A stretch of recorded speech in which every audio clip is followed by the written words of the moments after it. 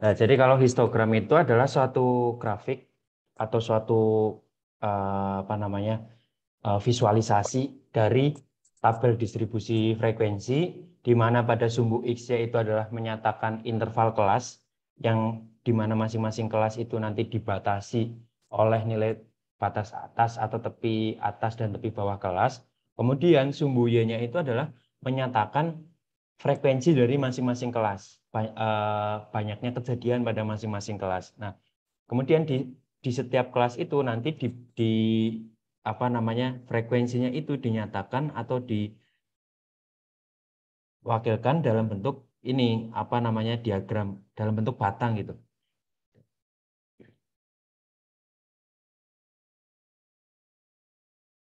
Nah, ini contoh dari histogram ya. Saya ambilkan sembarang tadi di internet ya. Jadi seperti tadi yang telah saya jelaskan, di sumbu horizontal atau sumbu mendatarnya itu adalah menyatakan eh, kelas-kelas yang kita miliki yang diperoleh dari distribusi frekuensi gitu. Di sini kalau kita lihat berarti kelasnya ini ada berapa? Ini 5, Pak. 5 ya, ada 5 kelas. Kemudian di sumbu yang vertikalnya, sumbu Y-nya itu tadi sudah saya jelaskan bahwa dia itu menyatakan frekuensi dari masing-masing kelasnya gitu. Jadi misalkan di sini yang kelas pertama frekuensinya 3 ya, berarti terus nanti kemudian ditarik dibuat batang setinggi tiga ini ya, 3 frekuensi gitu. Jadi kalau semakin menjulang ke atas itu berarti frekuensinya semakin tinggi. Jelas nggak untuk definisi awal tentang histogram? Nah, oke, kalau jelas saya lanjut ya. Nah, kemudian ini saya juga sajikan gambar kedua. Jadi ini tadi saya downloadkan 2 gambar ya. Nah, kalau menurut kalian ini histogram nggak?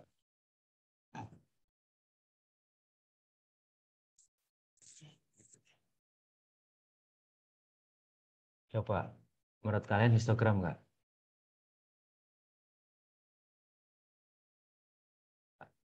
Ya, biar kalian bisa bisa membandingkan dengan yang ini ya, dengan yang apa namanya, yang gambar sebelumnya saya tampilkan dua-duanya.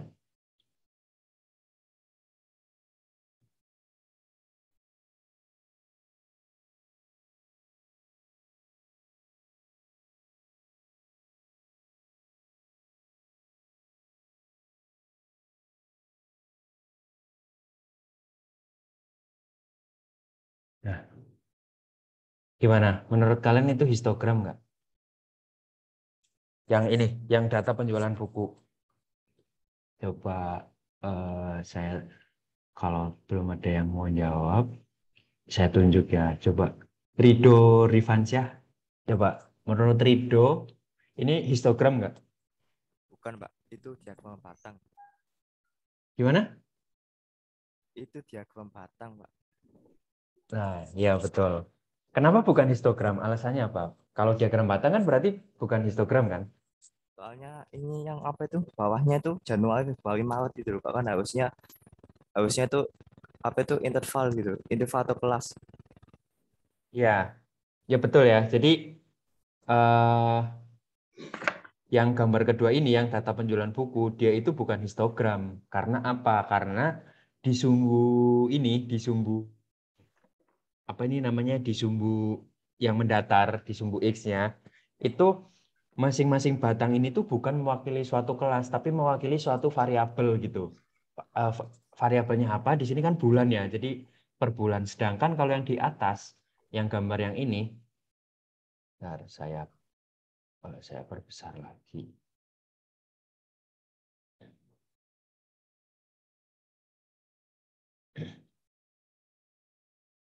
Nah, sedangkan kalau yang di atas, kalau kalian amati ya, yang eh, batang-batang ini tuh kan mewakili ini ya, frekuensi kelas ya, bukan frekuensi eh, variabel ya.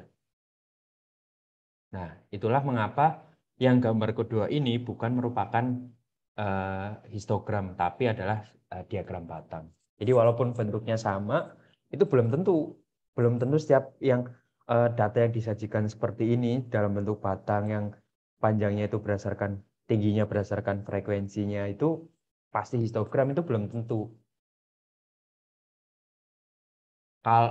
Pokoknya kuncinya kalau itu disebut histogram itu adalah ketika di sumbu Y-nya itu apa namanya, titik-titiknya itu merupakan interval kelas gitu ya, bukan suatu variabel atau apa namanya, objek tunggal yang tidak saling apa namanya, tidak saling berhubungan gitu. Kalau ini kan berhubungan, maksudnya 46, 49,5. Nah, ini kan batas-batas kelas kan. Istilahnya kalau 49,5 itu adalah batas kelas untuk batas atas untuk kelas 1, berarti dia juga nanti menjadi batas kelas untuk kelas kedua gitu. Sedangkan kalau yang data penjualan buku ini kan tidak ada batasnya ya, tidak ada batas intervalnya gitu. Oleh karena itu ini disebut sebagai diagram batang saja. Nah, ini di sini sudah saya tuliskan ya, terdapat satu perbedaan penting antara diagram batang dengan histogram. Jadi selain apa tuh tadi, selain untuk membedakan antara histogram dengan diagram batang itu, pertama itu kan tadi ini ya, apa namanya, di sumbu horizontalnya. Nah, selain itu perbedaan antara diagram batang dengan histogram itu adalah bisa dilihat juga berdasarkan sifat datanya. Biasanya kalau histogram itu diterapkan atau digunakan ketika data yang kita miliki itu adalah data kuantitatif gitu.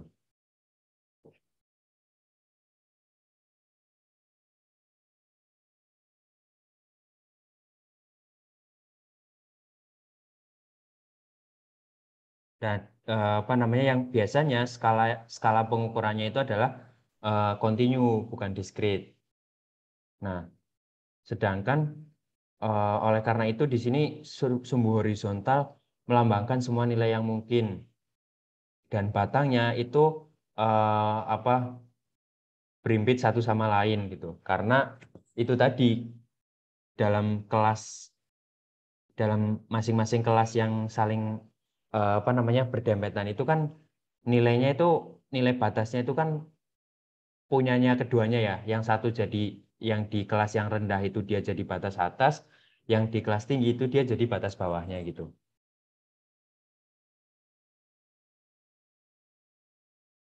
Nah, ini. Dan batang digambarkan saling menempel satu sama lain untuk menunjukkan bahwa datanya bersifat kontinu gitu. Jadi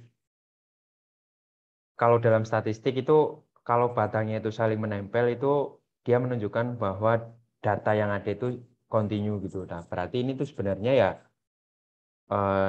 histogram ini ya kurang tepat juga ya. Harusnya dia itu tuh sama-sama batang, tapi ini harusnya tidak berimpit karena data yang dimiliki itu tuh tidak kontinu. Kira-kira kalau dari sini kemudian muncul pertanyaan, kira-kira kenapa kalau misal kita punyanya data kualitatif gitu, itu tidak bisa kita buat jadi ini, jadi histogram. Kalian sudah belajar data kualitatif, data kuantitatif belum?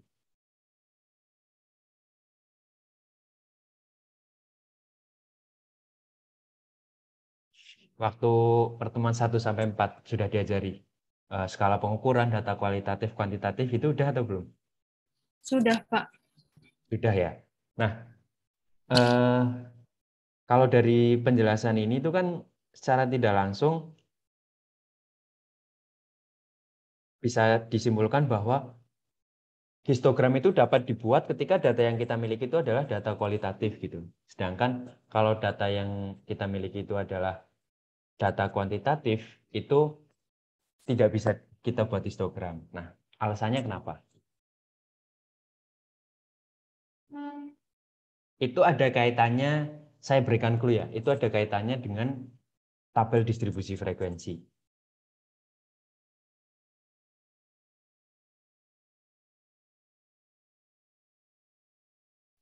Menjawab, Pak.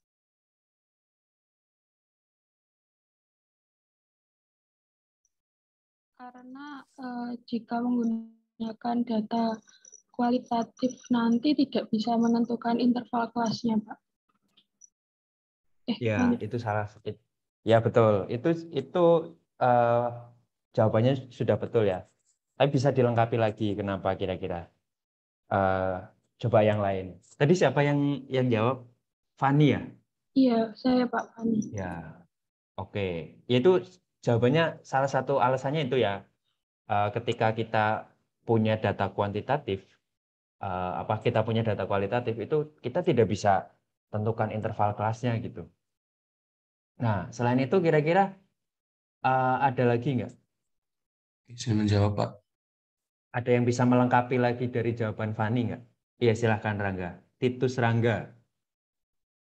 Ya, jadi gini, Pak. Eh, tingkat pengukuran yang biasa diberikan untuk data kualitatif itu biasanya nominal sama ordinal. Skala Betul. nominal ini tuh nantinya tuh bisa mengklasifikasi setiap data ke dalam kategori Mhm. tertentu seperti interval dan Betul. variabel tadi. Kalau data ordinal itu didapatkan dari peringkat setiap kategori gitu, Pak. Jadi data Betul. kualitatif itu cuma bisa disajikan dalam bentuk tabel maupun diagram. Diagram batang ya, gitu. Iya kan? Ya, jadi pada intinya itu kan ketika kita punya data kualitatif itu kan kita tidak bisa membuat distribusi frekuensinya kan.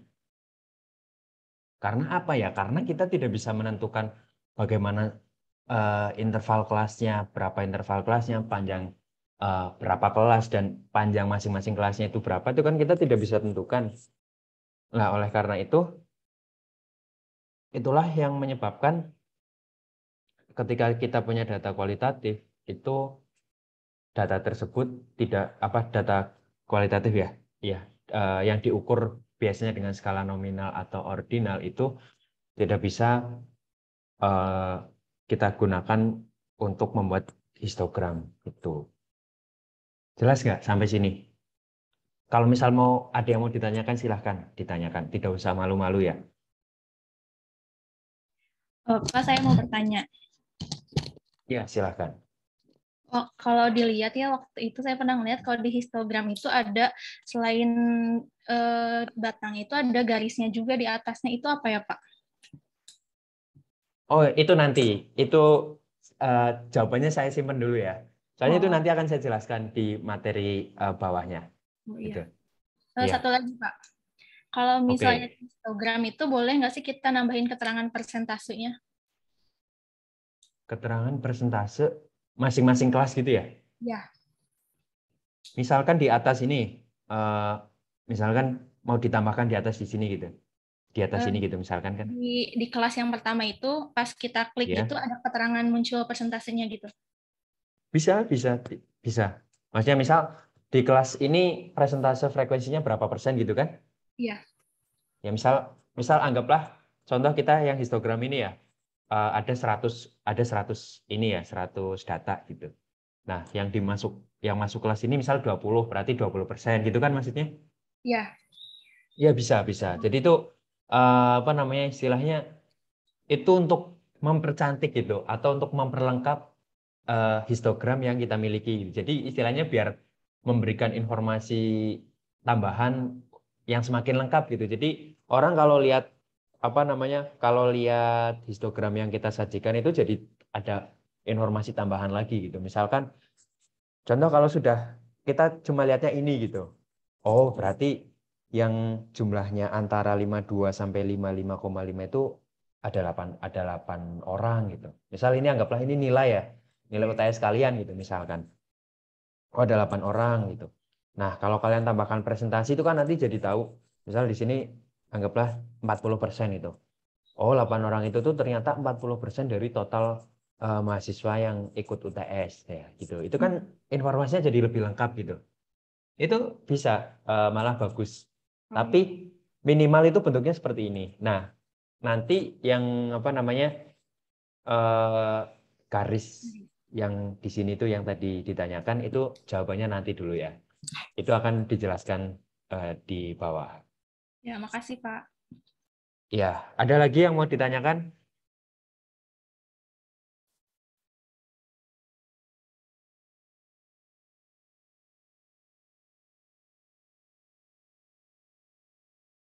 Oke, kalau tidak ada yang ditanyakan, saya lanjut ke prosedur bagaimana cara menyusun histogram.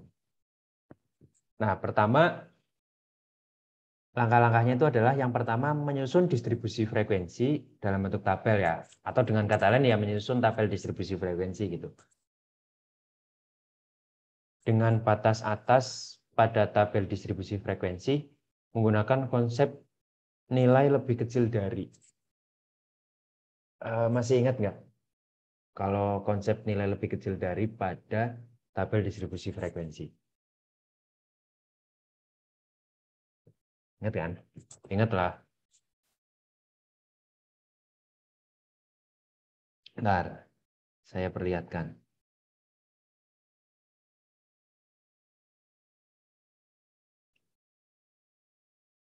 Bentar ya, saya bukakan apa yang dimaksud dengan nilai lebih kecil dari, biar kalian tidak bingung.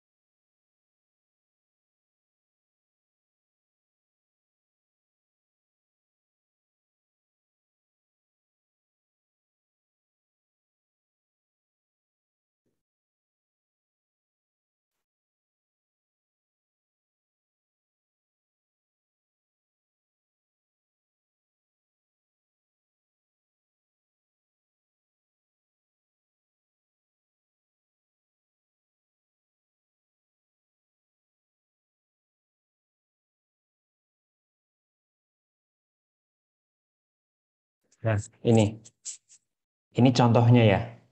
Waktu kalian kemarin sama Bu Sri itu ketika membuat tabel distribusi frekuensi, itu pakainya yang ini apa yang ini? Modelnya. Diperhatikan di bagian intervalnya. Pakainya yang model seperti ini atau seperti ini? Yang pertama, Pak. Yang pertama ya.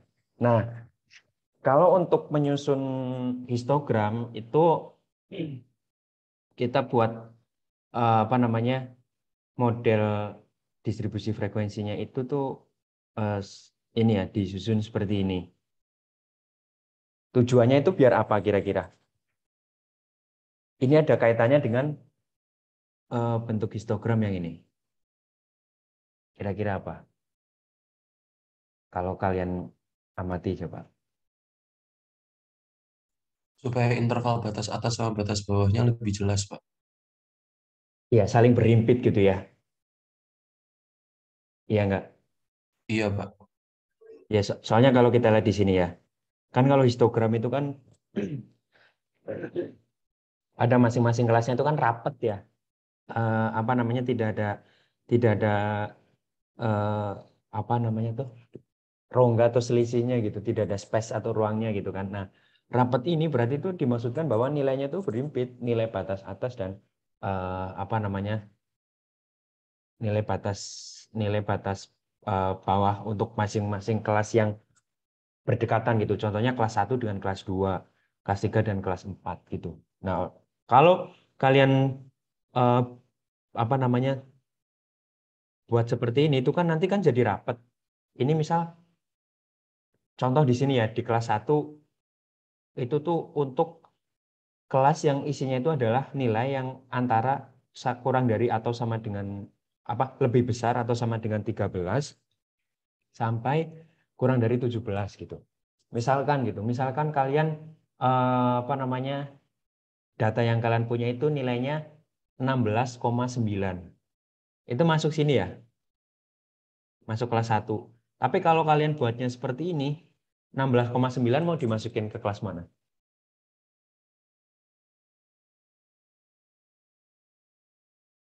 Kelas mana kira-kira? Titus Serangga, kira-kira kalau misalkan kalian buatnya yang tipe 1 ini, kelas 16,9 mau dimasukkan kemana? Kurang jelas, Pak, karena 16,9 lebih dari yang kelas pertama dan kurang dari kelas Tapi yang masih kedua. kurang dari kan? Nah, Iya. itu. Ya, itulah. Ya sebenarnya kalau tabel distribusi frekuensi seperti ini tuh tidak salah gitu. Jadi kalau tabel distribusi frekuensi itu kan jenisnya bermacam-macam gitu. Nah, kalau yang kalian pelajari kemarin itu kan yang ini yang bentuk yang paling dasar. Nah, ketika kita akan melakukan penyusunan histogram ini secara ini ya, secara apa teorinya gitu. Itu kita ini tidak bisa memaksakan menggunakan tabel distribusi frekuensi yang seperti ini, tapi dimodifikasi dengan menggunakan intervalnya tidak dengan seperti ini, tapi dengan yang ini kurang dari, makanya tadi kan saya bilangnya mana ini, menggunakan distribusi frekuensi dengan konsep nilai lebih kecil dari gitu. Nah, nyambung yang tadi, misal kita punya 16,9, kalau distribusi frekuensinya kita susun intervalnya seperti ini, itu kan berarti kita bisa masukkan ke kelas 1 kan? Ke kelas yang pertama gitu. Misal kita punya tuh pas 17, kita masukkan ke kelas kedua. Kita punya 21,05 gitu misalkan. Ya berarti dimasukkan ke kelas 3 gitu. Tapi kalau misalkan distribusi frekuensinya kita buatnya seperti ini, misal kita data yang kita miliki kebetulan datanya kontinu gitu. Nah, sedangkan interval yang ini kan tidak bisa mengcover semua nilai kontinu yang mungkin gitu kan. Contohnya 21,05 mau dimasukkan kemana? Ke kelas 2 nggak bisa, kelas 3 juga nggak bisa. Nah, oleh karena itu ketika kita keperluannya adalah untuk membuat histogram, itu sebaiknya kita pakai yang ini. Itu jelas ya untuk yang ini, yang langkah pertama.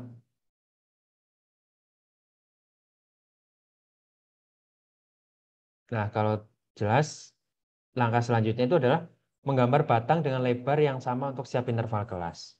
Nah, berapa lebarnya ya sesuai dengan ini ya, sesuai dengan ketentuan kalian gitu. Misalkan kalian mau buat setiap batang itu lebarnya 1 cm, 2 cm itu nggak masalah gitu.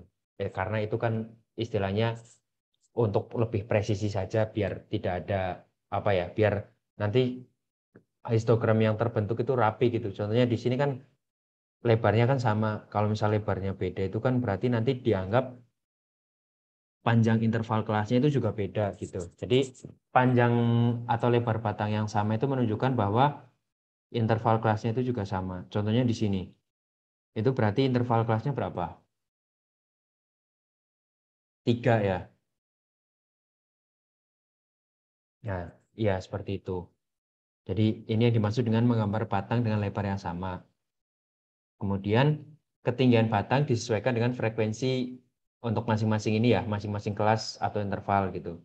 Nah, tepi batang itu mewakili batas atas untuk satu interval dan batas bawah untuk interval berikutnya. Jadi dua interval yang berimpit, satu nilai itu tuh menjadi nilai batas atas untuk yang interval ini, yang interval yang kecil, dan menjadi batas bawah untuk yang interval yang lebih besar gitu.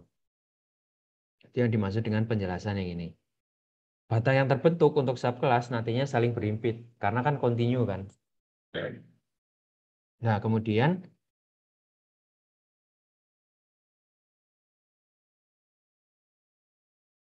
jika batas batang histogram untuk setiap kelas itu menggunakan batas bawah, maka nilainya akan ditempatkan di bagian tepi sebelah bawah pada setiap batang. Kalau misalkan kita menggunakan titik tengah, maka nilai itu tuh ditempatkannya di tengah-tengah batang. Kalau kita pakainya batas atas, berarti kita tempatkannya di sisi kanan gitu. Contoh di sini. Kalau di sini dia berarti pakainya tepi bawah ya, karena di ini nilainya tuh ditaruh di sisi kiri. Patokannya dari sini ya, dari grafik dari batang yang kelas pertama. Nah, di sini di sisi kiri dia sudah ada nilainya, berarti dengan kata lain dia menempatkannya nilai yang dipakai ini itu adalah nilai ini ya, batas bawah. Harusnya ini 61,5 itu nggak usah, karena di kelas kelima itu batas bawahnya itu kan 58,5. Ini kan 61,5 itu berarti batas atasnya. Karena ini semuanya pakai batas bawah, ininya harusnya nggak usah ditulis yang 61,5 ini. Nah, kalau misal pakainya nilai tengah, misal contoh di sini itu tadi kan untuk masing-masing interval ini kan dia ada nilai tengahnya ya. Nah, kalau pakainya nilai tengah, itu diletakkannya pas di tengah-tengahnya. Sebentar, saya berikan. Nah, di bagian sini. Di tengah-tengahnya lah pokoknya. Bentar.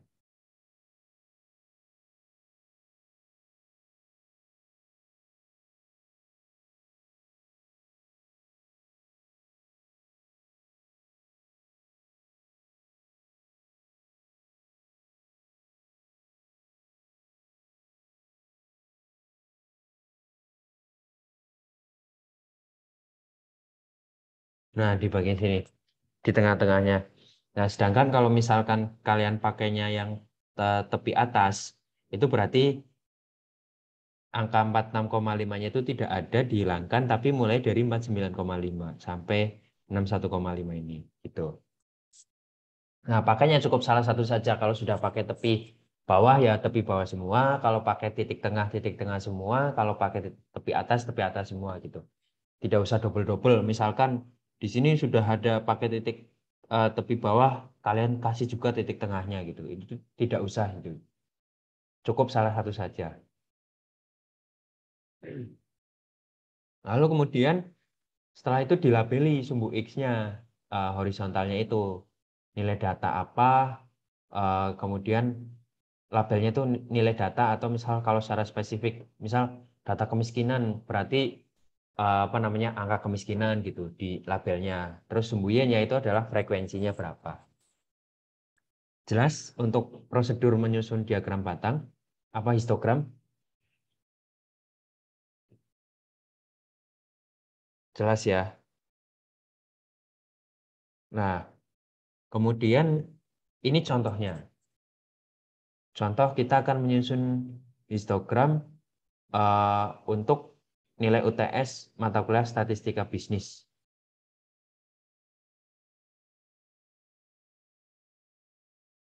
Di sini nilainya seperti ini ya.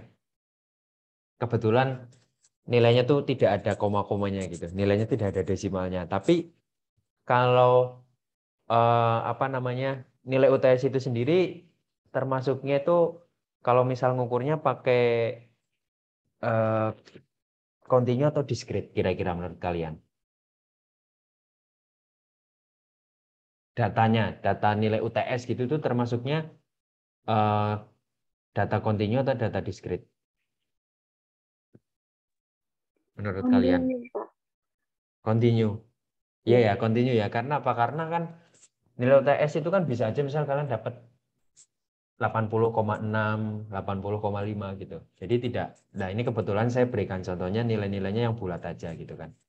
Karena kalau contoh itu kan berarti ya yang gampang-gampang dulu gitu. Nah, selanjutnya setelah kita punya data mentahnya, kita susun ini kan distribusi frekuensinya. Nah, pakainya yang model ini kurang dari atau sama dengan. Nah, saya tidak tampilkan bagaimana prosedur menyusunnya karena kan kalian udah bisa ya. Jadi setelah setelah dilakukan perhitungan ranknya batas bawah batas bawah data dan batas atas data, nilai maksimal dan minimalnya itu ternyata terbentuknya itu adalah 7 kelas. Dengan masing-masing kelas frekuensinya itu adalah sekian. Nah, kemudian setelah setelah dapat distribusi frekuensinya, kita susun histogramnya. Nah, disusun jadi seperti ini. Kalau seperti ini berarti ini saya pakainya apa? Untuk masing-masing kelas ini pakai penandanya batas bawah, batas atas, atau nilai tengah. Kalau seperti ini. Batas bawah, Pak. Batas bawah ya. Karena yang nilai yang diletakkan itu di sisi kiri. Nah, kalau kalian lihat juga kan nilai-nilainya kan saya ambilnya yang ini ya. 13, 17, 21. Nah, ini kan nilai-nilai batas bawah gitu. Jadi saya pakainya batas bawah. Kalau misalkan pakainya batas atas, berarti berapa ini nilainya?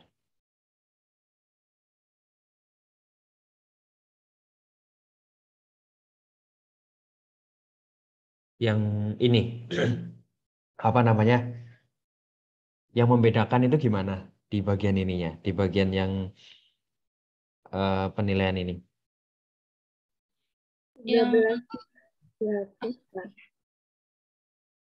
Ya, 13-nya hilang ya, kalau mau pakai yang batas atas. Terus Iya kan? sisi kanan itu diisi 40. Iya, 13-nya hilang, kemudian di sini itu ada muncul angka 40 kalau pakai batas atas. Kalau pakai nilai tengah, makanya ini 14,5, 18,5 sampai 38,5 ditaruhnya di tengah-tengah gitu. Bisa ya?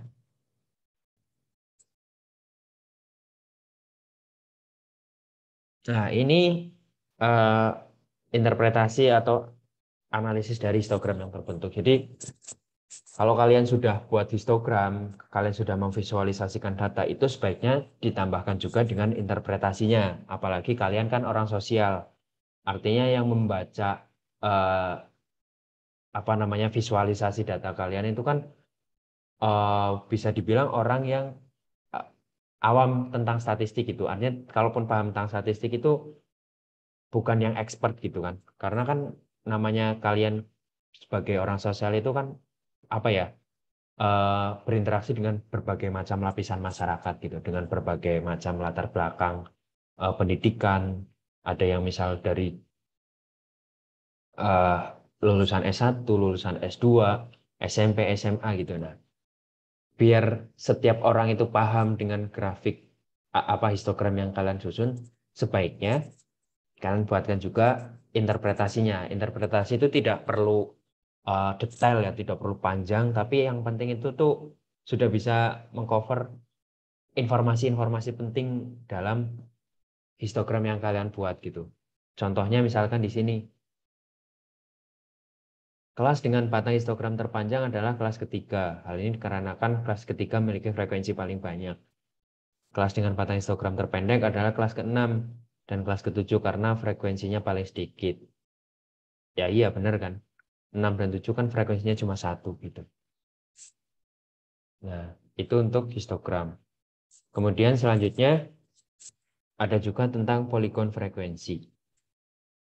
Untuk histogram jelas ya? Jelas, oke. Nah, kemudian visualisasi kedua melalui grafik itu adalah dengan menggunakan poligon frekuensi. Nah, konsep dari poligon frekuensi ini itu hampir sama dengan histogram, yaitu memvisualisasikan tabel distribusi frekuensi agar lebih mudah dipahami. Jadi kalau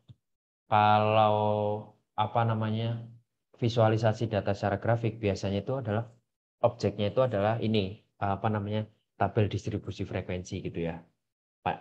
Jadi objeknya itu biasanya data-data kontinu atau data kuantitatif.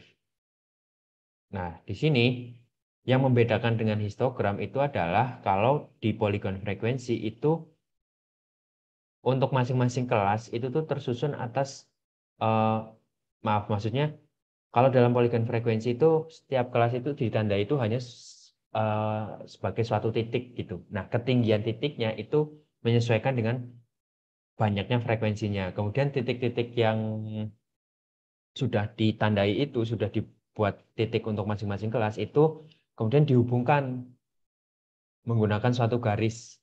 Nah, garis itu berarti kan merupakan perpotongan antara nilai tengah titik itu tadi itu kan berarti merupakan perpotongan antara nilai tengah dengan frekuensi kelas yang bersesuaiannya gitu. Jadi misal di kelas ke-1 nilai tengahnya contoh ini. Di kelas ke-1 misal nilai tengahnya berapa tadi? 14,5. Kemudian frekuensinya 2 berarti kalian buat titiknya pas di sini, perpotongan antara frekuensi dengan nilai tengahnya dibuat titik di sini. Kemudian kelas kedua juga sama. Kalian buat titiknya perpotongan dengan ini frekuensinya 7 ya. 27. Nah, di sini sampai kelas ke terakhir. Kemudian setelah titik-titiknya itu terbentuk, kalian hubungkan masing titik yang satu dengan yang lainnya itu dengan suatu garis. Nah, itu yang disebut dengan poligon frekuensi. Sama pada sumbu X-nya itu mendefinisikan nilai tengah masing-masing kelas. Kalau tadi di histogram kan juga bisa kan di sumbu X-nya itu mendefinisikan kelas mendefinisikan nilai tengah dari masing-masing kelasnya gitu. Nah, kalau di poligon frekuensi juga sama. Di sumbu X-nya itu dia mendefinisikan nilai tengah, kemudian sumbu Y yang mendefinisikan frekuensi. Nah, langkah-langkah menyusunnya itu adalah ya sama ya, pertama buat dulu tabel distribusi frekuensi, kemudian setelah disusun distribusi frekuensinya, kalian buat nilai tengahnya, tentukan nilai tengahnya untuk masing-masing kelas. Nah, kemudian setelah itu kalian buat pada diagram Cartesiusnya itu kelas ditaruh di sumbu X, frekuensi sumbu Y, sama ya kayak tadi pas kita buat histogram itu. Nah, kemudian langkah keempat, setiap kelas itu diwakili oleh nilai tengah saja. Jadi kalau di poligon frekuensi itu tidak ada tawar-menawar bisa pakai tepi bawah, tepi atas, tapi bisanya itu cuma pakai lazimnya itu pakai titik tengah gitu. Nah, kemudian setelah itu membuat titik perpotongan antara nilai tengah dengan frekuensi kelas yang bersesuaian. Setelah dibuat nilai tengahnya, dibuat titik yang ini yang di langkah kelima, kalian hubungkan setiap titiknya dengan garis lurus gitu. Contoh tadi ya, dari histogram ini, itu kalian juga bisa buat jadi poligon frekuensi. Nah, ini kan kalau kalian amati pergerakannya hampir sama ya. Maksudnya ini kan naik, terus naik drastis di kelas ketiga, terus turun.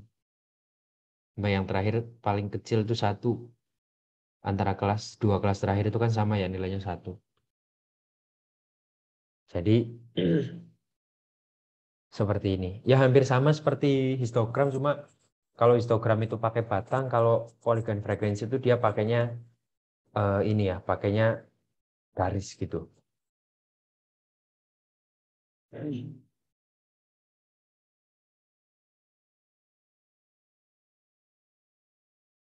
Nah, di sini contoh analisis atau contoh interpretasinya itu seperti ini.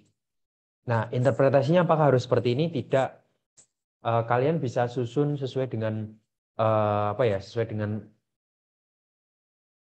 selera kalian gitu. Asalkan yang kalian tampilkan dalam analisisnya itu tuh masih nyambung dengan grafik yang terbentuk, poligon frekuensi yang terbentuk. Jadi asalkan masih nyambung dan itu masih bersesuaian dengan informasi yang ada dalam data yang kalian miliki itu tidak apa-apa ditampilkan di sini. Nah, ini saya berikan contoh interpretasi atau analisnya itu ini ya. Yang pertama itu berkaitan dengan titik yang terbentuk itu ada 7 karena ada 7 kelas. Kemudian semakin tinggi posisi titik menunjukkan bahwa frekuensi kelas yang bersesuaian semakin tinggi. Coba selain kedua ini, Kak, kira-kira interpretasinya apa lagi yang bisa dibuat dari sini?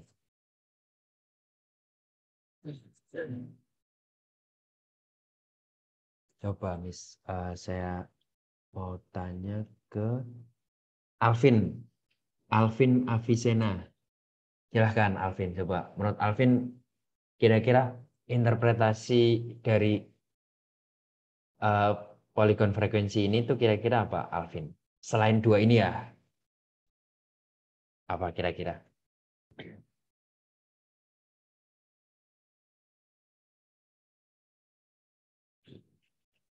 Coba, Alvin.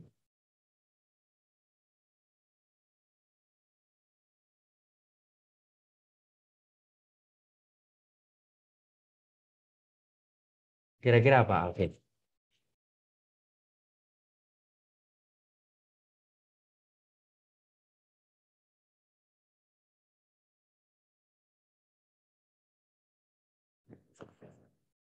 Belum ada gambaran?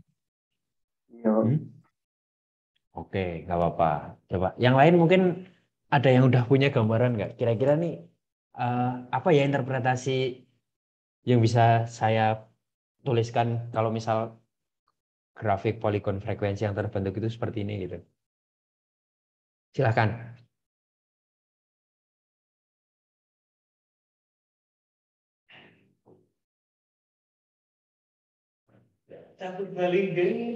Belajar. Tinggal ya. Ya.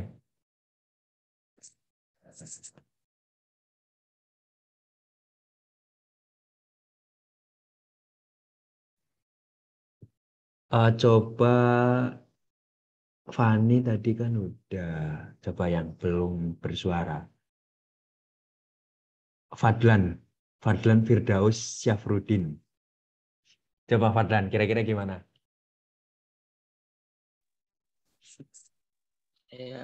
Nggak usah takut salah, nggak apa-apa.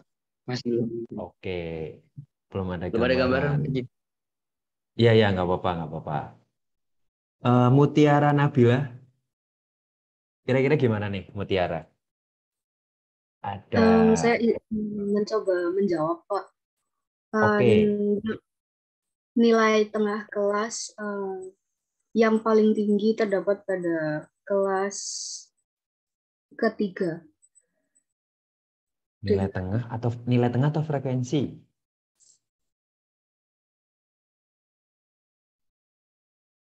Frekuensi. Kalau frekuensi atau nilai tengah?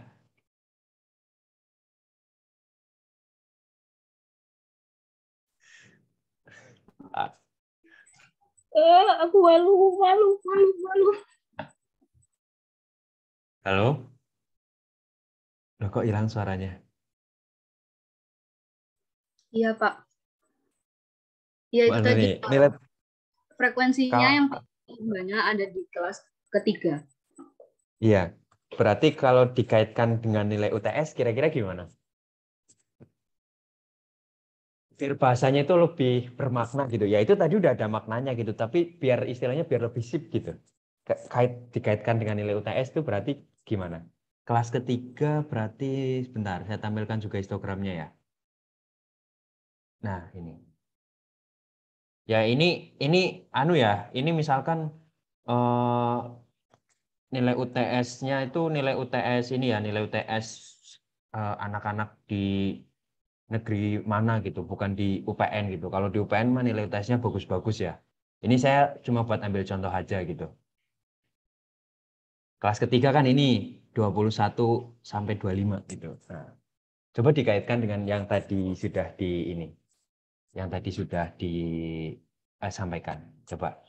Saya pengen tahu kira-kira bahasanya jadi seperti apa.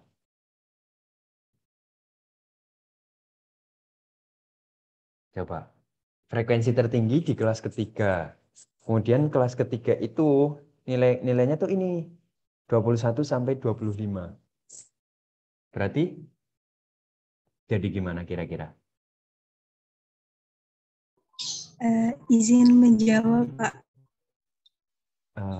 Oh ini ya Yayuk ya. Yayuk Nur Arofah. Ya, Pak. Ya, Jadi silakan. kesimpulannya jumlah frekuensi mahasiswa yang tertinggi itu ada di kelas 3 dengan interval kelas 21 sampai 25, Pak. Ya, kira-kira seperti itu ya. Atau kalau misal mau diperhalus lagi bahasanya itu adalah jadi seperti ini. Nilai UTS mahasiswa mana gitu, nilai UTS statistika bisnis frekuensi terbanyak nilai UTS itu ada di interval nilai 21 sampai 25. Jadi dengan kata lain di kelas tersebut tuh kebanyakan anak-anaknya itu nilainya tuh ada di antara nilai 21 sampai 25 gitu kan. Karena kan frekuensi tertinggi itu kan berarti kan di kelas itu kan paling banyak yang di kelas tersebut ya, kelas maksudnya bukan kelas A, B, C, D, E-nya, tapi kelas ininya, kelas intervalnya.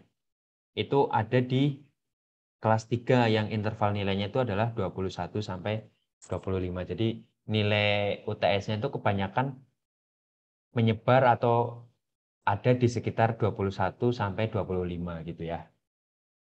Ya, terima kasih Yayuk dan Mutiara ya. Di sini saya Yayuk dan Mutiara. Oke, saya lanjutkan ya. Jadi baik histogram maupun poligon frekuensi itu keduanya itu punya kelebihan masing-masing gitu. Kalau histogram itu kelebihannya menggambarkan setiap, ya sebenarnya jatuhnya bukan kelebihan tapi karakteristik ya. Karakteristik. Jadi kalau histogram itu karakteristiknya dia nggak menggambarkan keadaan kelasnya itu pakai persegi panjang, sedangkan kalau poligon frekuensi itu tidak menggunakan persegi panjang, tetapi menggunakan garis yang memungkinkan kita membandingkan dua distribusi frekuensi atau lebih. Nah, dari yang ini, dari karakteristik ini, kalian paham nggak maksudnya?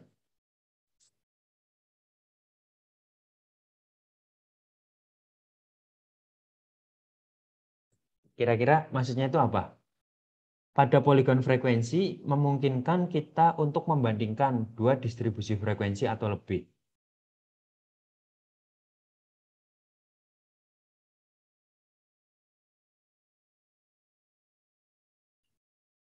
Coba Octavia, menurut Octavia maksudnya gimana nih? Kalau kita pakai poligon frekuensi, kita bisa bandingkan dua distribusi frekuensi atau lebih dalam satu ini ya, dalam satu grafik gitu, dalam satu ini, masih dalam Ya, satu. karena mungkin terlihat ya Pak, adanya kayak penanjakan, penurunan dari setiap titik-titik Iya, gitu. itu. Jadi bisa terlihat semuanya, nggak cuma satu atau dua, mungkin bisa 3 atau bahkan semua data itu bisa kayak disimpulkan bahwa yang ke atas itu lebih tinggi, yang ke bawah itu nilainya lebih rendah. Iya. Ya, jadi kurang lebih seperti itu ya. Atau kalau saya tambahkan lagi itu adalah jadi gini. Kalau kita buat poligon frekuensi itu mungkin nggak kalau kita punya dua set atau dua himpunan data, saya buat poligon frekuensi masing-masing himpunannya itu dalam satu ini. Jadi nanti dalam satu poligon frekuensi itu saya punya dua garis gitu. Misal contohnya nilai UTS kelas ini kelas apa? Kelas C ya? Atau kelas E saya lupa. Kelas D, Pak. Oh iya kelas D. Misal kelas D poligon frekuensinya seperti ini yang terbentuk ya. Terus kemudian ada juga misal kelas A sama kelas B. Saya buatkan juga poligon frekuensinya. Nah itu kan bisa kan? Terus kemudian setelah saya buat poligon frekuensinya itu kan nanti saya juga bisa membandingkan. Misal yang kelas ini kelas C itu bentuknya seperti ini. Naik terus kemudian turun. Tapi kalau yang kelas A misal itu tuh naik terus nih dari yang nilai terendahnya itu 2, 7, 19, misal sini jadi 20, jadi 8, jadi nilainya tuh naik terus, grafiknya naik ke atas. Terus kemudian misal yang kelas B itu sebaliknya gitu, nilainya turun, jadi grafiknya turun, jadi semakin besar nilai interval kelasnya, frekuensinya semakin kecil, atau dengan kata lain misalkan kelas B ini tuh lagi pas UTS nggak belajar, jadi kebanyakan nilainya tuh frekuensinya tuh nilainya kecil-kecil gitu. Dan kalau yang kelas A itu naik terus itu tuh nilainya pas lagi bagus-bagus, frekuensi yang terbanyaknya itu ada di kelas tertingginya gitu. Itu kalau kita objeknya nilai UTS gitu. Paham nggak sampai sini?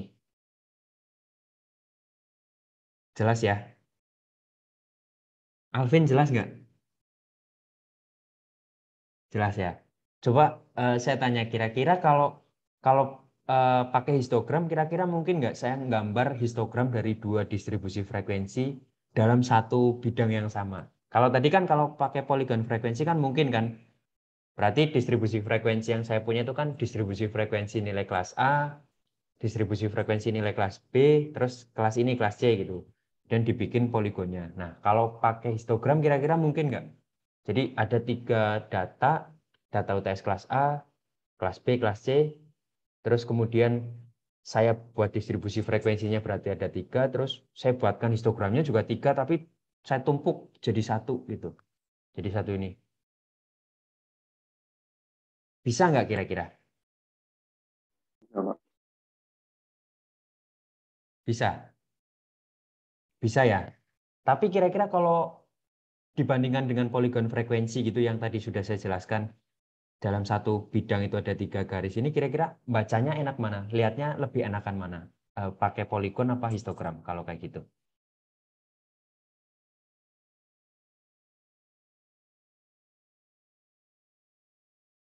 Mungkin lebih ke poligon, Pak. Poligon ya.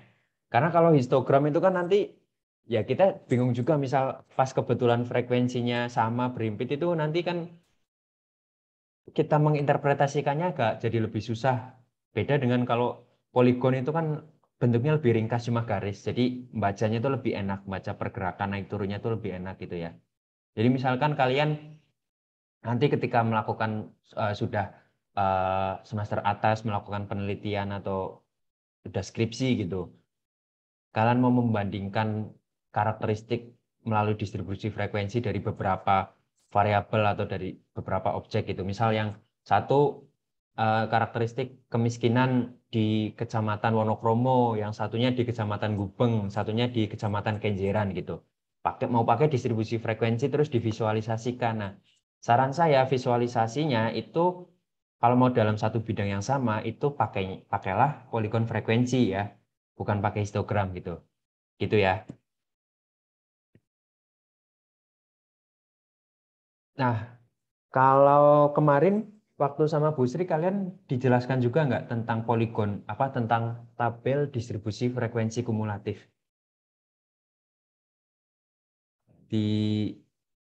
Dijelaskan juga nggak tentang itu?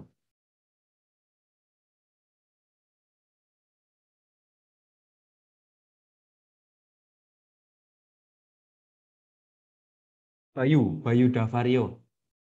Dijelaskan juga nggak? Belum, Pak. Belum ya? Bayu ini ya, fansnya Coach Justin ya? Iya, Bapak. Suka ngikutin Justinus Laksana itu ya? Domba dia Pak, domba. Waduh, iya, iya, iya, iya. Yang kalau beda aliran langsung diblok ya? Iya, iya, Iya Pak, iya, iya. dia coach Twitter Kak. Ya ini berarti ini ya, kalau yang frekuensi kumulatif kemarin sama Bu Sri belum sempat disinggung berarti ya? Kalau belum berarti ini ya yang ini saya lewatkan dulu, nanti saya eh, ya berikan tambahan di video pembelajaran. Saya upload di YouTube. Itu nanti untuk istilahnya untuk pengetahuan tambahan kalian gitu ya.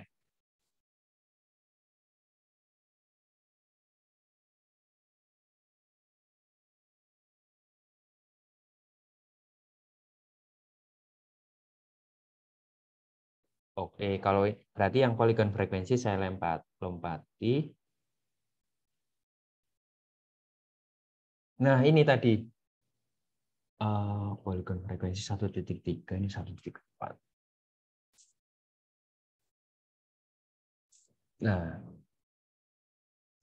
tadi siapa ya? Saya lupa yang tanya terus.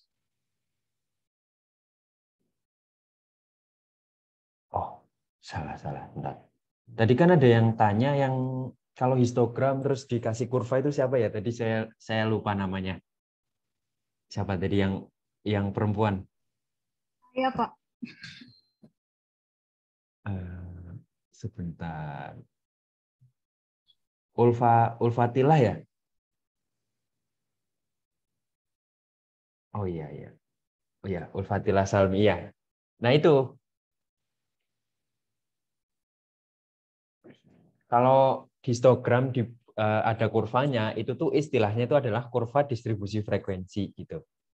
Kalau tadi yang hanya garis saja yang pakai perpotongan antara titik tengah dengan frekuensi itu disebut poligon ya, poligon frekuensi. Nah, kalau kurvanya itu pakai apa namanya garisnya itu berdasarkan pada histogram itu apa namanya disebut sebagai kurva distribusi frekuensi. Nah, ini kurva distribusi frekuensi adalah kurva yang diperoleh dari suatu histogram distribusi frekuensi.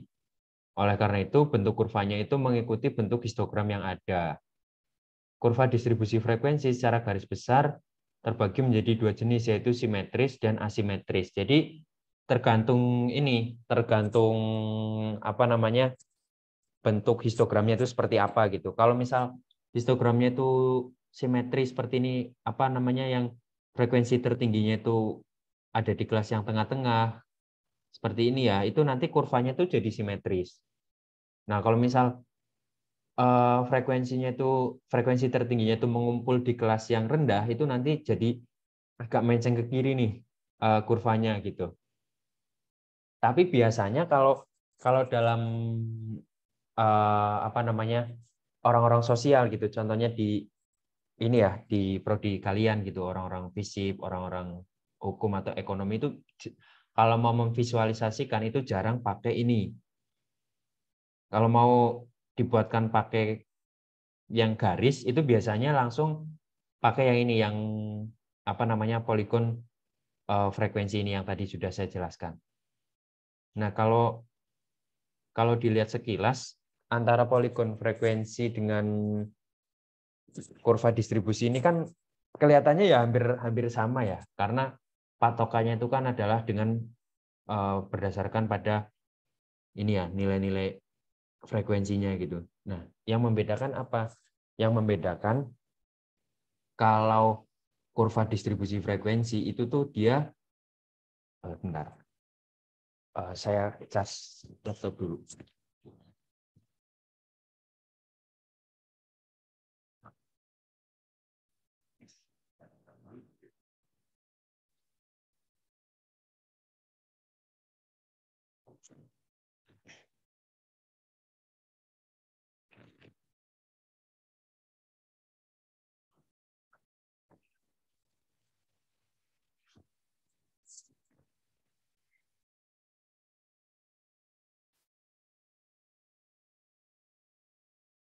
Kalau kurva distribusi frekuensi itu dia pedomannya itu adalah histogram. Jadi kurva distribusi frekuensi itu dibuat setelah histogramnya itu ada. Sedangkan kalau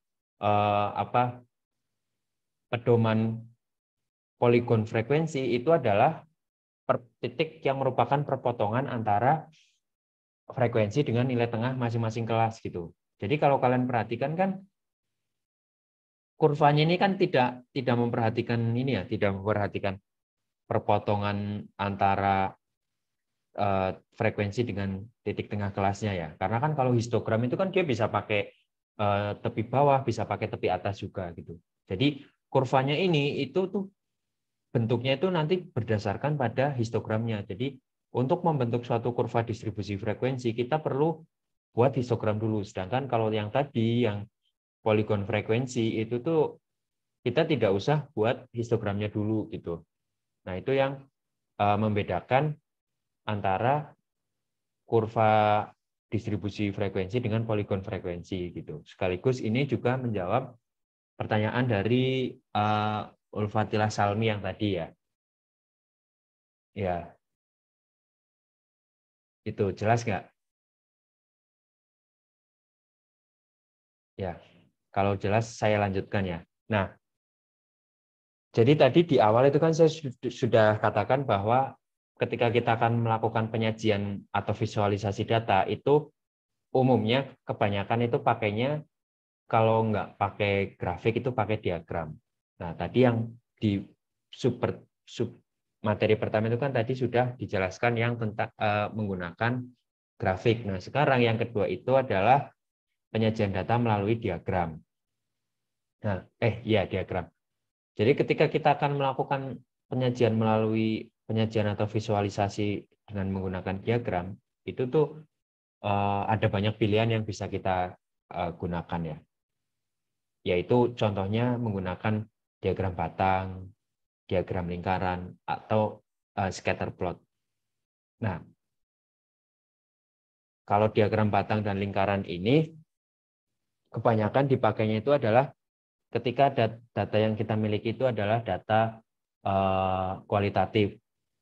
Contohnya misalkan kalau karena kalian ini ya dari rumpun ilmu sosial gitu kan, kalian mungkin nanti akan melakukan survei tentang sikap masyarakat terhadap kebijakan pemerintah gitu. Nah, kalau sikap masyarakat itu kan datanya kualitatif. Nah, biasanya disajikannya itu melalui ini dalam bentuk diagram, bisa diagram batang, bisa diagram lingkaran. Jadi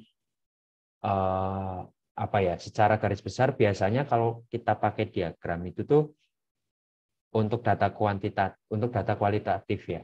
Nah, biasanya pakainya itu diagram batang dan diagram lingkaran. Nah, kalau scatter plot ini tuh nanti dipakainya itu untuk melihat korelasi gitu, korelasi atau hubungan antara dua variabel. Kalau batang atau lingkaran itu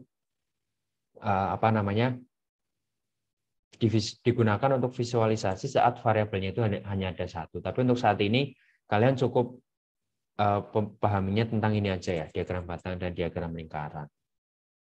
Ya ini. Diagram batang dan lingkaran digunakan saat data yang dimiliki itu berupa data kategorik atau data kualitatif.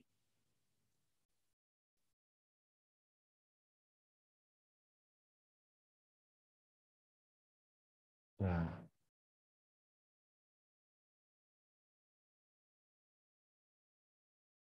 sedangkan di beberapa buku diagram ini juga bisa dipakai untuk memvisualisasikan data yang bentuknya itu numerik gitu, data kuantitatif. Tapi ketika kita akan memvisualisasikan dengan diagram batang atau lingkaran, sedangkan data yang kita miliki itu adalah numerik, itu datanya itu harus dikelompokkan dulu melalui tabel distribusi frekuensi. Tapi kalau menurut saya, kalau kita punya data yang numerik gitu, data kuantitatif, terus kita sudah susun distribusi frekuensinya, daripada kita bentuk diagram lingkaran atau diagram batang, ya mending kita langsung visualisasikannya pakai yang grafik aja gitu. Karena ya selain karena bentuknya lebih simpel, pemahaman atau penginterpretasiannya itu lebih mudah gitu. Karena istilahnya paling tepat itu kalau misal data numerik atau data kuantitatif itu lebih bagus pakai yang ini diagram grafik itu ya. Maaf, maksudnya grafik bukan diagram.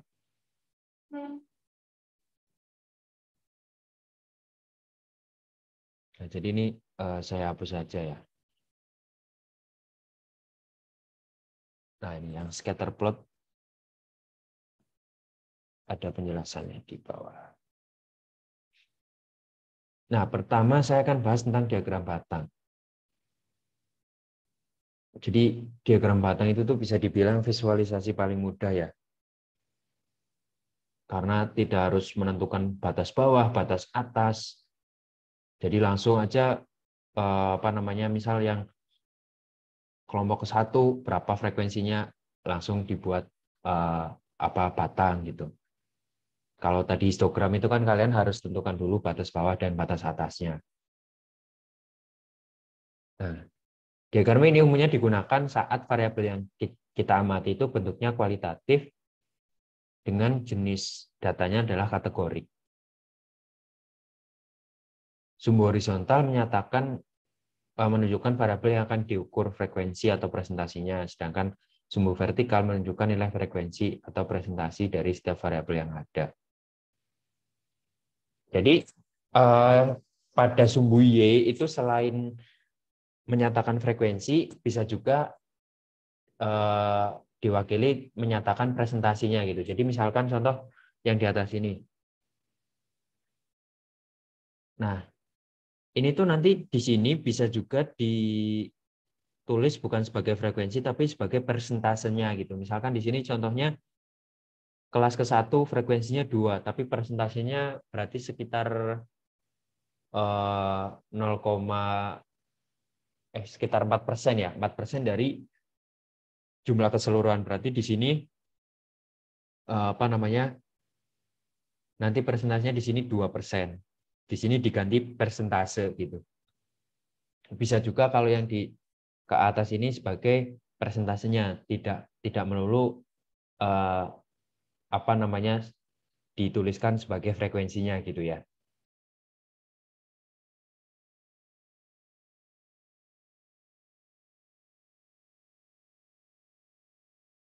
Nah, ini karakteristik utama dari diagram batang adalah adanya jarak antar batang yang terbentuk. Ini sekaligus yang menjadikan perbedaan antara diagram batang dengan histogram. Penyebabnya apa? Kenapa ada jarak? Karena variabel yang akan diamati itu sifatnya kualitatif, tidak ada hubungan dan kesinambungan antar variabel yang satu dengan yang lain gitu. Nah, secara grafis diagram batang itu menunjukkan tabel frekuensi menggunakan jumlah persegi panjang. Sama ini, kalau ini sama ya kayak histogram. Semakin tinggi frekuensinya, maka semakin panjang pula batang persegi panjang yang terbentuk. Langkah-langkahnya lebih gampang kalau ini.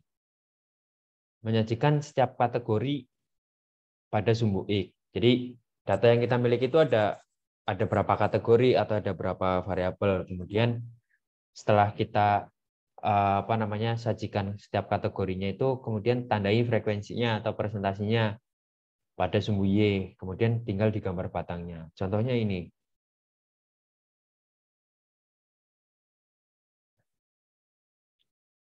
Kita misalkan akan melakukan penyusunan diagram batang untuk penjualan mobil merek ABC bulan Desember 2020 di daerah X Karasidenan Semarang gitu. Nah, berarti ini kan kategori karena di Karasidenan Semarang itu kan terdiri dari beberapa kabupaten kota ya. Di sini ada Kendal, ada Demak, Semarang, Salatiga, Kabupaten Semarang dan Kota Semarang gitu ya. Nah, masing-masing daerah ini kan nanti muncul nih berapa nilai unit mobil yang terjual gitu. Nah, setelah disusun tabel seperti ini ya tinggal langsung aja dibuat grafiknya gitu, diagram batangnya. Kabupaten Semarang berapa tadi 52, Kendal 40, Kabupaten Demak, Kendal, Semarang, Salatiga, Kota Semarang. Jadi lebih gampang lah kalau mau menyusun ininya ya, visualisasinya kalau pakai diagram batang itu. Nah, ini adalah contoh interpretasinya. Kemudian ada juga diagram lingkaran. Untuk diagram batang jelas ya? Ya. Kalau itu saya lanjutkan.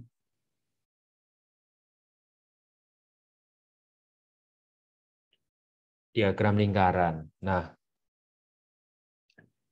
diagram lingkaran ini kalau kita mau membentuk visualisasi melalui diagram lingkaran itu tuh prosedurnya agak sedikit lebih lebih kompleks daripada diagram batang. Karena kalau dalam diagram lingkaran itu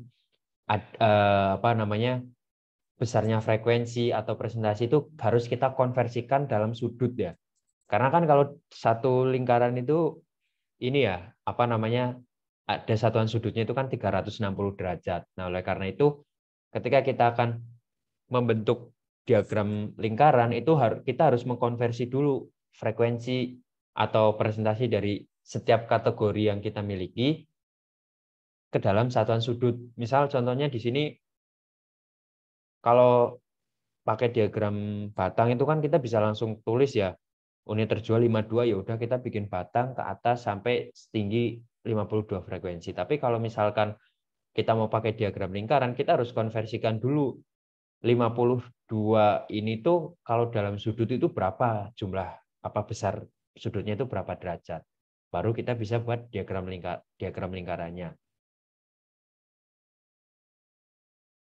Nah, ini irisan lingkaran mewakili kontribusi masing-masing kategori, sehingga grafiknya menyerupai lingkaran yang telah dipotong menjadi irisan ukuran yang berbeda. Nah, ini yang perlu kalian perhatikan. Kontribusi sebesar 1% yang diberikan oleh suatu kategori itu nilainya setara dengan, pada irisan lingkaran itu nilainya setara dengan sudut 3,6 derajat.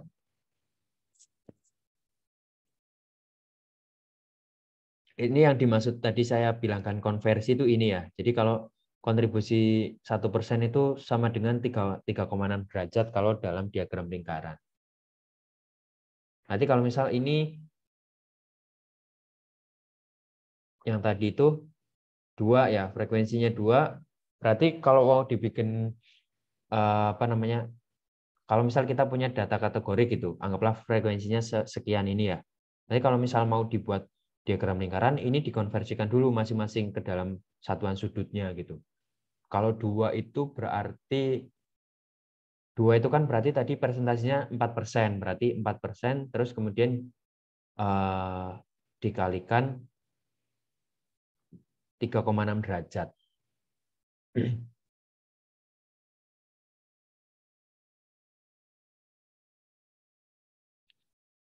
Nah, serupa dengan diagram batang, diagram lingkaran ini umumnya digunakan ketika variabel yang kita amati itu berbentuk kualitatif dengan jenis datanya kategorik.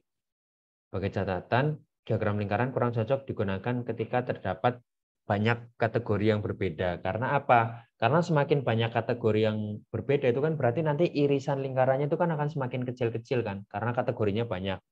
Nah, dikhawatirkan kalau kategorinya itu semakin banyak, itu akan menyebabkan mata kita sulit membedakan ukuran relatifnya dari masing-masing kategori itu berapa gitu. Karena kan kalau misal irisannya semakin kecil-kecil, mata kita itu kan membedakannya itu kan menjadi semakin susah ya. Oleh karena itu, ya kalau misal diagram lingkaran ini, kalau menurut saya cocoknya tuh ya maksimal 5 kategori lah, 5 atau 6 kategori gitu. Tapi kalau kategorinya udah sampai 8, 10, itu tuh udah jadi kurang bagus diagram lingkarannya. Jadi sebaiknya pakai diagram batang saja. Nah, ini adalah langkah-langkah untuk menyusun diagram lingkaran. Jadi pertama kalian gambar dulu lingkaran ya, lingkaran penuh. Kemudian tentukan besar sudut untuk setiap kategori. Nah, rumusnya seperti ini. Besar sudut kategori X itu sama dengan frekuensi relatif dari kategori tersebut dikalikan dengan 360 derajat. Setelah itu, kalian gambar sudutnya berdasarkan gambar irisan di lingkaran yang sudah kalian bentuk itu berdasarkan berapa besar nilai sudutnya gitu ya. Nah, contohnya ini. Kalian kemarin sudah diajari tentang frekuensi relatif kan? Waktu dengan Bu Sri.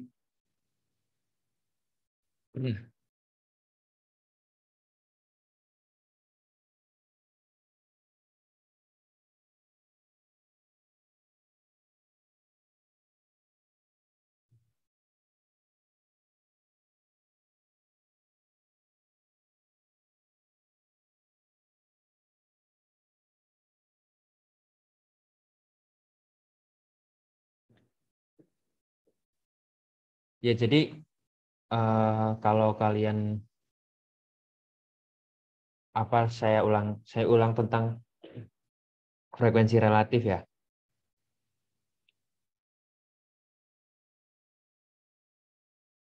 Ya, mohon maaf tadi koneksinya di kampus tidak stabil, jadi tadi ke log out. Saya lanjutkan. Bentar.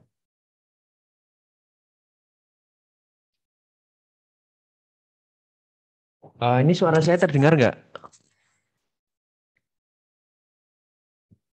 Halo, tes. Sudah Pak, sudah terdengar. Oke.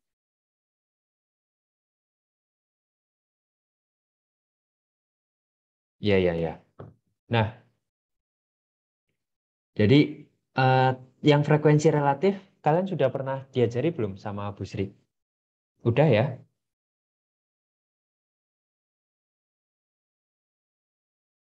Udah belum? Alvin udah belum? Udah diajari frekuensi relatif belum, Vin?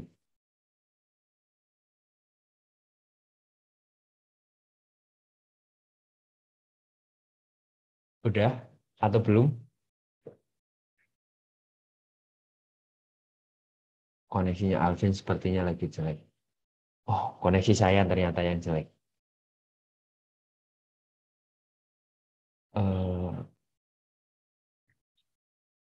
Arfa, udah diajari tentang frekuensi relatif belum?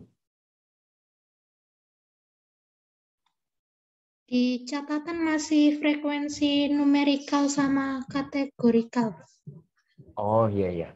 Ya, jadi kalau frekuensi relatif itu adalah frekuensi yang diperoleh dari perbandingan antara frekuensi masing-masing kategori dibagi dengan jumlah totalnya. Contoh di sini. Ambil data yang tadi ya. Nah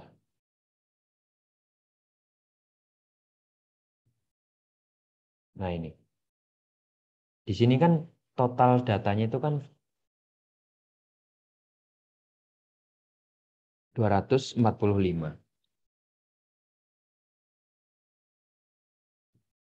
Nah, berarti kalau kalian mau hitung frekuensi relatif masing-masing kategori, itu berarti frekuensi dari kategori tersebut dibagi jumlah totalnya gitu.